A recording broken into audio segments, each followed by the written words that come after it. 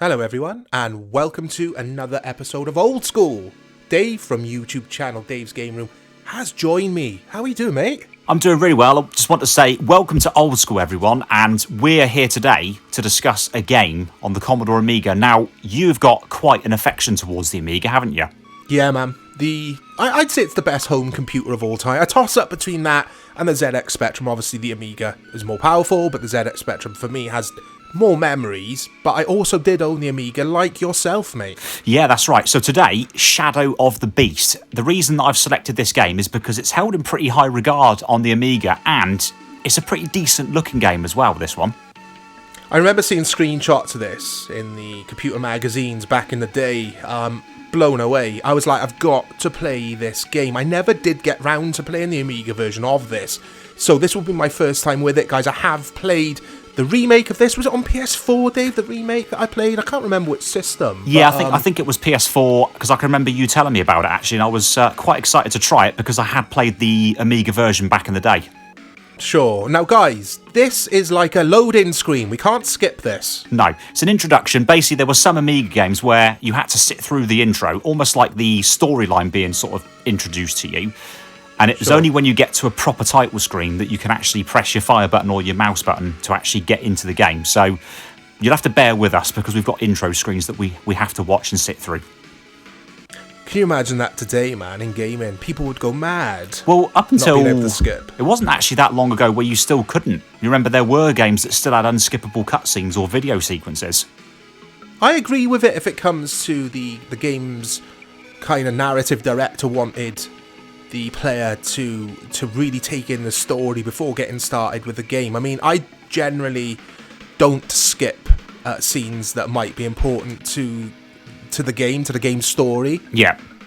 No, I completely understand that, because there'll be bits that happen in the game otherwise that will make no sense.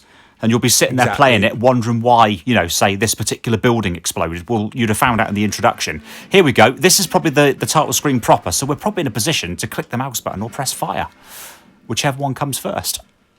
Yeah, there we go. There we are. There we go. And I skipped the story after I said I wouldn't. But this... Right, okay. This looks cool. Just from this very first screen, I think this looks fantastic. Even today, Mike, the graphic style, I think it looks amazing. It does. The Amiga was such an impressive home computer. Whoa! And look at the scrolling. Notice how the foreground, where it looks like there's a brick wall with some what looks like fences, is scrolling at a faster rate because it's closer to you than the backdrop. I absolutely love that. That effect that you had on some of these side-scrolling platformers, brawl 'em ups.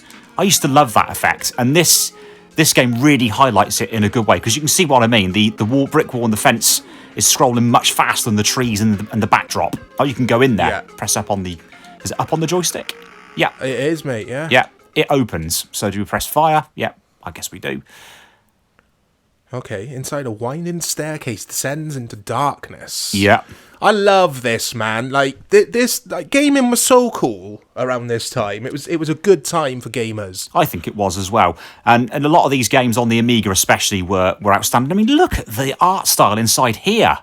I know, I've just left. Sorry, guys. Right, we'll try that again. We'll go back into there again. Mike's having a few technical problems with his Commodore Amiga. Has it asked you to put disc 12 in yet, Mike? Oh, man, I got to get used to... Well, I got to stop pressing the button to jump. I'm so used to console gaming. Yeah, modern gaming where you've got so many different buttons. Obviously, on the Amiga, typically, you had a joystick with one fire button, even though some had two fire buttons. Sure. Most cases, it was one. Is jump. And up is jump. It was the same on, as you found with the Spectrum in the last game we covered, Target Renegade. And it was the same with systems like the C64 as well. But look at the art style. I was just going to say, man, the art style. This is incredible. It looks incredible to this day. It looks brilliant. And this game was actually produced by Psygnosis or Signosis or Pignosis, or however you say their name. And I was a huge fan of that studio because obviously some great Amiga games, but they also went on to make some absolute classics on the Sony PlayStation when Sony actually acquired them as a studio. They did, yeah. Yeah. And that was awesome publisher. They became a publisher I really liked, and this game is one of their absolutely outstanding examples. Definitely. It looks good. Yeah. How are you feeling the sort of motion? Because some of the Amiga games had a bit of a jarring frame rate. Things would judder and move around a bit. Silk. It's silky. It's like silk. Yeah. Yeah, this is wonderful, mate. I could happily play hours of this. Also, I'm liking the animations of the character. Yeah, I mean, this... Look at these guys. Whoa. This art style, going back to the art style, is impressive, and it's like... The developers would use this kind of art style today. You see these sort of games that come out today trying to copy the art style of games or that theme from yesteryear. Yeah, you do. That's right. A lot of the sort of indie games that we saw, in particular on things like the PS4 and the Vita, they had this. I mean, I can think of a game called Retro City Rampage. That was all done in pixel art, as people refer to it as. Yeah. And I, like yourself, I'm a big fan of it. And also, there was Sonic Mania that was done a good few years back for the PS4 and the Xbox One. Again, it was done in the older graphic style, the 16-bit style like this. And I loved it. It looks absolutely fantastic. You chose this game, Dave. I chose this game. Yeah, this one is very, very popular. It's held in high regard, and it had a couple of sequels. I think this came out on a few different systems, actually. There were a few different ports of it. But the Amiga version specifically was always the one that impressed me because it looks great. And also the audio, the soundtrack, and the sound effects I also loved about this game. I thought it was really, really good from an audio perspective. Because the audio was awesome. Because for every game that looks great, I think the sound is equally as important. Definitely, yeah. I mean, after spending so much time with the ZX Spectrum, now this is personal experience, guys, moving on to the Commodore Amiga was a huge step. I had the Amiga, Dave, quite late in its life. Oh, yeah. How do I get off here? Do you have to just press down and then hold down? Yeah, pressing down. No? Okay, he's not letting you go left or right? No, it's not letting you do that either. No. That's weird. Yeah, it's weird. Yeah. Let me know in the comments what I'm doing wrong there, guys. It's been a very long time since I played the remake of this. But yeah, like I was saying, the leap forward visually and the music and the sound on the Amiga after spending time with the Spectrum was just... It was incredible. It was just such a cool computer. Like I say, I had it late in its life. I actually never owned the 500. Oh, you didn't? You had the 12? The 1200, yeah, was the my first foray into the world of Amiga. Look at this guy. Wow, he was huge. Oh, blimey. This is hard. Yeah, it is. It's very hard. Plus, because you don't know what to expect. I mean, unless you've played this, before multiple times, you don't know what you're walking into. But again, I like it. The variety in the enemies is pretty cool as well, and you have to be on your toes. Yeah. Yeah. Well, I mean, how would you class this if you had to summarise this into a genre? It's a bit of a mixture, isn't it? Because it's got platforming elements, as you saw in the previous bit where you went into the treehouse type area. But it's also a bit adventurous because you could go into different doors to explore different areas. Ultimately, you're trying to, defeat enemies and avoid things along the way. So it's got a bit of a few different genres for me. Yeah. It's definitely got... It's got a bit of brawn. I was going to say... Yeah. I was going to say it's definitely got the platforming element for sure. Yeah. This is, guys, I'm sucking at this. This is hard as balls. It is very, very hard. Yeah, definitely. And also, just to keep going with this a little bit, the follow-ups to this, so Shadow of the Beast 2 and 3, I think also were received really well. And again, they looked quite impressive for the time. I didn't play the sequels at all, but you're right, yeah. All of them, the whole trilogy was received extremely well. And I can see why, because it just looks absolutely fantastic. I'd be interested to see if there was any other versions, like any console versions, like did this get released on the Mega Drive, Super Nintendo, or the Master System or NES? I think it did get a Master System release. Yeah, I think it did. Wasn't there a ZX Spectrum or an 8-bit there was version? Yeah, I think this came out on the C64 and the ZX Spectrum. I think it did. That might be one for a future sort of look at to see what it compares like to this version. I could do that, watch. Oh, jump kick. Is that up and fire button? Yeah. Ah, they nicked that from Target Renegade.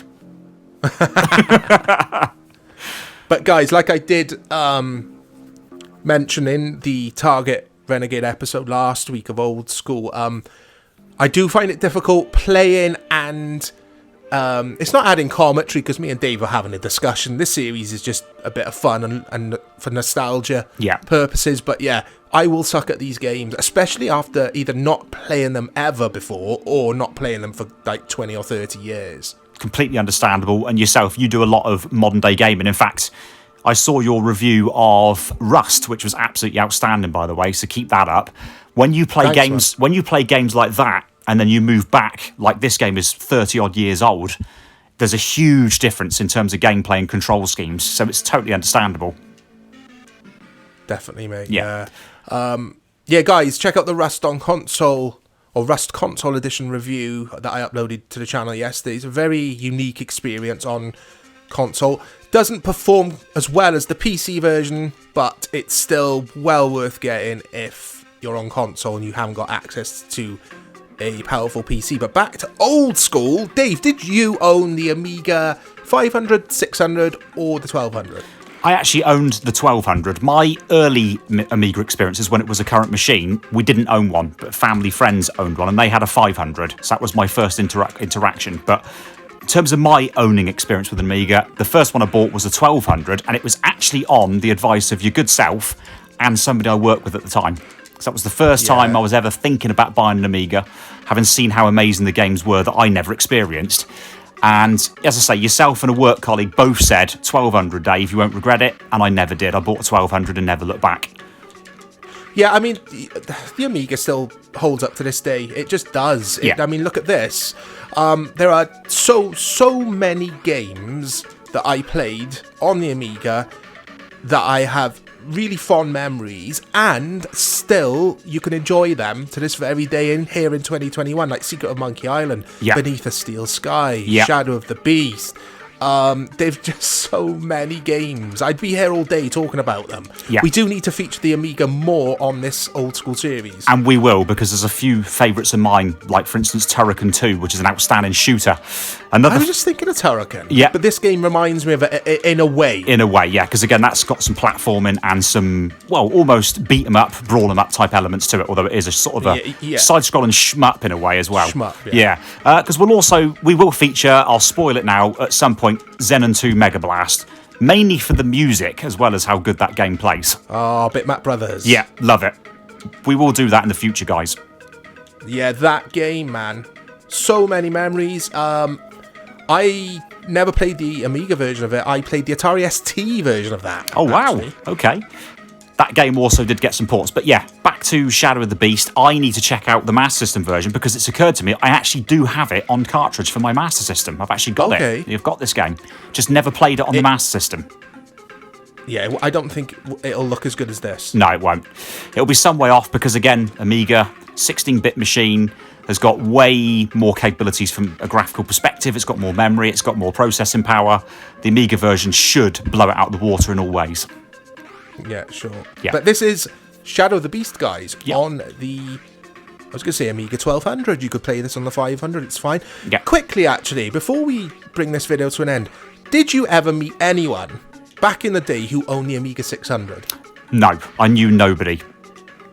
Yeah, same. Yeah. There you go. That's the end of the video. but just before we end, I own one now. I have all three of the main Amiga models in my collection. How does it compare, mate? It's basically just a small A500 Plus, basically, Mike, with the ability to add a hard drive and a PCMCIA slot for expansion. I can't remember, but is it? Yeah, it hasn't got the number pad. That's right. That's right. So it's a lot smaller. Yeah. Yeah, and it looks like an A1200 that's been shrunk in the wash. Easiest way to describe it. Thanks for joining me today, mate. And guys, hit this video up with a like. Please subscribe to the channel. Look out for more old school and loads of other content coming your way very soon.